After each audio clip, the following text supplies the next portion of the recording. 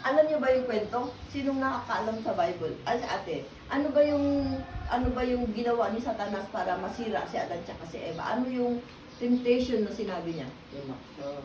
Ha? Tinokso. Ano yung tukso? Tinukso niya? Paano niya tinukso? Sabi ni Satanas, kainin mo yung prutas. Di ba? Oo. Kainin mo yung prutas. Sabi ng God kay Adam and Eve, uy, huwag mo kakainin yung prutas na yan, ha? Pagkainin niyo yung prutas na yan, mamamatay. Kinain ni Eva. Kinain nila. Bakit? Kasi si Satanas. Sabi ni Satanas, sinabi pa ng God, sa'yo mamamatay ka pagkainin mo yan. Sabi ni Eve, hindi totoo yun. Mabubuhay ka. Mamumulat yung mata mo. Magiging kaparehas mo ng Diyos. Sabi ng gano'n, si Eve naman talaga. Kaya ayaw pagkain sa iyo kasi baka maging kagaya mo siya sa talino. Yun ang sinabi ni Ni Lucifer. Lucifer. Kaya nga. Kaya sabi niya, pagkainin mo, magiging kaparehas ka ng God. Sabi niya, no? Pagka kinain mo yan, Marami ka nang malalaman. Ka sa kanya. Kaya sinasabi sa iyo, huwag mong kainin yan. Ang galing talaga. Nang kinain niya, Pag kinain niya, marami na siyang nagkaroon na siyang nalaman lahat. kaalaman sa mundo. Kaya tayo naghihirap kasi bawat kakainin natin, pinaghihirapan natin. Yan ang sinabi ng iba't bigyan. kaya makasalanan din. Oo. Oo, yun nga ang naging problema. Ang ganda-ganda ng mga Oo. linano ng Diyos para sa atin. Binigyan niya tayo ng magandang Ang ganda ng kapitan. paraiso, di ba? Oo, ang ganda. Oo.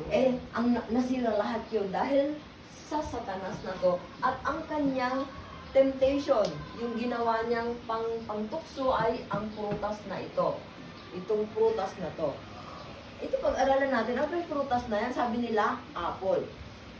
Yung iba sabi nila, banana siguro. Hindi siguro, banana siguro. Yung Magkapinya. prutas na yan. Sabi niya, ano ba tang totoo? Wala naman nakalagay sa Bible kung anong prutas yan. Basta pagkainin mo yun, mamamatay ka. Ganun. So, hanapin natin, ano yung prutas na to? Yung nasa Bible, ano sinabi ng Bible tungkol sa prutas na to? Di ba pinanood natin, apple ano? Apple ang nakabitin doon. Oo.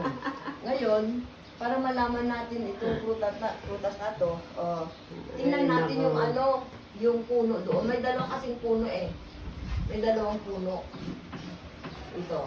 Tapos itong puno na ito yung merong pinagbabawal na bunga. Yung isa wala. Ang tawag dyan, tree of life. Ito naman tree of knowledge of good and evil. Ganun. Huwag niyong kainin yung prutas na yan, sabi ng God. Tapos ngayon, So, nakapulupot pa nga dyan ang ahas. Oo, nandyan pa si Tapos ngayon, sabi ng God, sabi sa Bible, itong tree of life na to, it represents a man. Man's desire daw yan. Yung kagustuhan ng lalaki. Ang kagustuhan ng tao. Gusto niya maging ganito. Tree of life. Puno na nagbibigay buhay. Yan yung kagustuhan ng tao.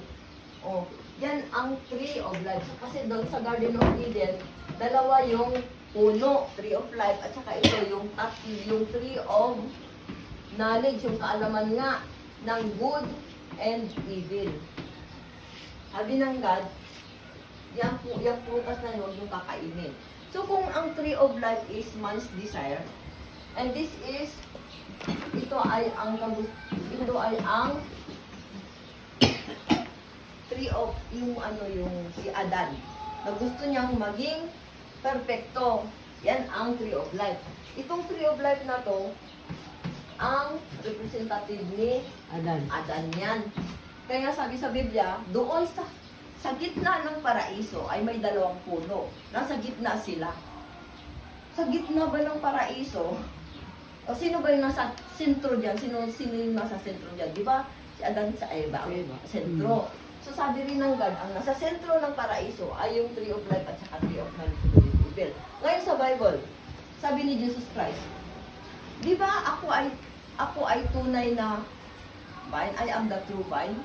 Sabi ni Jesus Christ, ako yung tunay na olive tree. I am the olive tree.